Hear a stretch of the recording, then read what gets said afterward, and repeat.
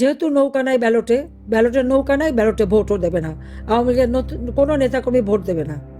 আমরা ভোট দেবো কোথায়? হ্যাঁ, এখন আমাদের কাছে অনেকে আসবে, অনেকে মিঠে মিঠে কথা বলবে, অনেকে পটাবে, অনেক কিছু করবে, কিন্তু আমাদের এটাই মাথায় রাখতে হবে যে ওই ব্যালটে আমরা ভোট দিতে পারি না বা আওয়ামী লীগ ভোট দেবে না।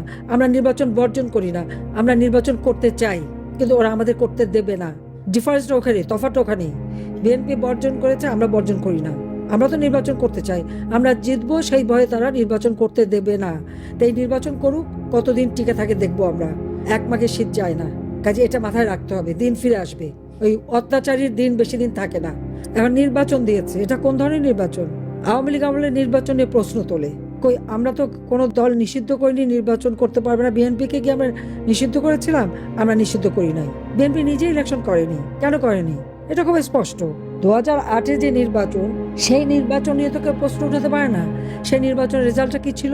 আওয়ামী লীগ এককভাবে 48% ভোট পায়, 259টা আসনে নির্বাচন করে। বাকি আসনগুলি আমরা শরিক দলকে দিয়ে দিই। 259টা আসনে আমাদের নৌকা মার্কা নিয়ে আমরা ভোট করে 233টা আসন আমরা পেয়েছি। আর বিএনপি জামাতকে সাথে নিয়ে 20 দলীয় ঐক্যজোট করে 300 আসনে নির্বাচন করে 32% ভোট পেয়েছিল, 30টা আসন পেয়েছিল।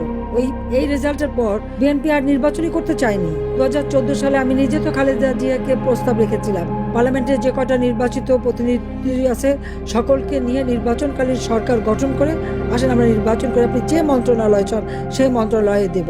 আমি নিজে তাকে ফোন করেছিলাম যে আসেন আপনি এক কাপ চা খান, আমরা আলোচনা করি কিভাবে সুষ্ঠু নির্বাচন করা যায়। আমরা তো এককভাবে নির্বাচন করতে চাইনি কখনো, বা কোনো দলকে আমরা একেবারে নিষিদ্ধ করে দিয়ে একা একা জিততে চাইনি। আর কেউ যদি ইলেকশনে না আসে আমাদের করার কি আছে? 2018-তে ইলেকশনে এসেছিল, পয়সা খেয়ে খেয়ে নমিনেশন দিয়ে এক সিটে 2-3জন নমিনেশন, নিজেরাই মারামারি কাটাকাটি, অমনি প্রত্যাহার। তারপরে এই ডক্টর ইউনূস আর এই বিএনপি মিলে, জামাত বিএনপি মিলে এই নির্বাচনকে প্রশ্নবিদ্ধ করা সারা বিশ্বব্যাপী ইচ্ছাকৃতভাবে করেছে তারা। কিন্তু একটাও কোনো অনিয়ম দেখাতে পেরেছে? 2024-এর নির্বাচন, তারা নির্বাচন করবে না, আমরা চেষ্টা করেছি আনতে, তারা করে নাই, বয়কট করেছে।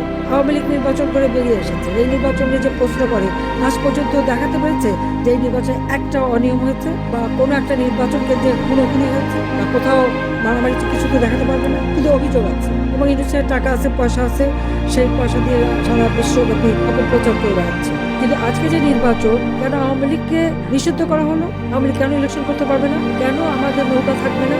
তার কারণটা খুব স্পষ্ট। তারা জানে যতই আমার মধ্যে বদনাম দিই, যতই আমাকে মৃত্যুদণ্ড দিই, আওয়ামী লীগ যদি ইলেকশনে অংশগ্রহণ করে জনগণ আওয়ামী লীগকে ভোট দেবে। তার কারণ তারা আওয়ামী লীগকে চায়, কারণ আওয়ামী লীগ সন্ত্রাস দমন করে মানুষের জীবনের নিরাপত্তা নিশ্চিত করেছে। আওয়ামী লীগ জনগণের আর্থসামাজিক উন্নতি করে তাদের মাথা পিছু আয় বৃদ্ধি করেছে, তারা খেয়ে পরে সুখে ছিল, শান্তিতে ছিল। আওয়ামী লীগ রাস্তাঘাট, পুল, ব্রিজ সবকিছু উন্নতি করে মানুষের যোগাযোগ ব্যবস্থা সহজ করে দিয়েছে। আওয়ামী লীগ ক্ষমতা থেকে আমাদের তরুণ সমাজের জন্য এই ডিজিটাল বাংলাদেশ গড়ে তুলে একটা ইউনিয়ন পর্যায় পর্যন্ত যে কোনো একটা ছেলে ঘরে বসে বিদেশে কাজ করে খেতে পারতো, সেই সুযোগটা তারা করে দিয়েছে। আধুনিক প্রযুক্তি জ্ঞান সম্পন্ন তরুণ সমাজ আমরা গড়ে তুলছিলাম এবং তরুণদের কাজের জন্য স্টার্ট আপ প্রোগ্রাম, তার জন্য আলাদা ফান্ড, তাদের ট্রেনিং, আমরা কম্পিউটার ট্রেনিং এবং ইনকিউবেশন সেন্টার, হাইটেক পার্ক, বিভিন্ন প্রযুক্তি, স্যাটেলাইট, বঙ্গবন্ধু 1 উৎক্ষেপণ, সেগুলি করে জীবন মান উন্নত করে দিয়েছিলাম। ফ্রিল্যান্সার আমরা ট্রেনিং দিয়েছি, লার্নিং অ্যান্ড আর্নিং, ভাষা শিক্ষা দিয়েছি। আমাদের বেকার সমস্যা আমরা দূর করেছিলাম, মাত্র 3% ছিল। যে কোনো একটা ছেলে নিজে একটু কাজ করে নিজে উদ্যোক্তা হয়ে সে করতে পারে। আজকে অর্থনীতির সম্পূর্ণ ধ্বংস, শেয়ার মার্কেটে লক্ষ কোটি টাকা পাঠিয়ে দিয়েছে বিদেশ, সব পাচার হচ্ছে, ব্যাংকের টাকা সব লুট করে খেয়ে গেছে। এখন ব্যাংকে টাকা গেলে তারা টাকা দিতে পারে না, ব্যবসায়ীরা পর্যন্ত পায় না, তারা রানিং ক্যাপিটাল পর্যন্ত পায় না, একটার পর একটা সব বন্ধ হয়ে যাচ্ছে। এইরকম ভাবে একটা দেশকে কেউ হাতে তুলে ধ্বংস করে, তার মধ্যে এতটুকু দেশপ্রেম নেই।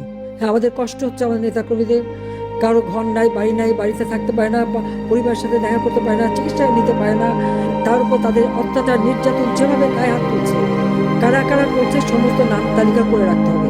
আর আমার বিরুদ্ধে তো একটা তো হচ্ছে প্রায় 400-র উপরে মামলা, আমি হত্যা করেছি, তার উপর আবার মৃত্যুদণ্ড দিয়েই দিয়েছে। এখন আর ভয় কিসের? ওই শাস্তি তো পেয়ে গেছে। এবং ওই নির্বাচনে সবাইকে বলে দিতে হবে জনগণকে যে আপনাদের ভোট কেন্দ্রে যাওয়ার দরকার নাই, ভোট তোলা নিজেরা ঘোষণা দিয়ে নেবে, তারপর তাদের নির্বাচনে কি হয় সেটা আমরা দেখবো। এরপরে সরকার গঠন কারা করে আর কিভাবে চলে সেটা আমরা দেখবো। জনগণকে এ ব্যাপারে শক্ত থাকতে হবে।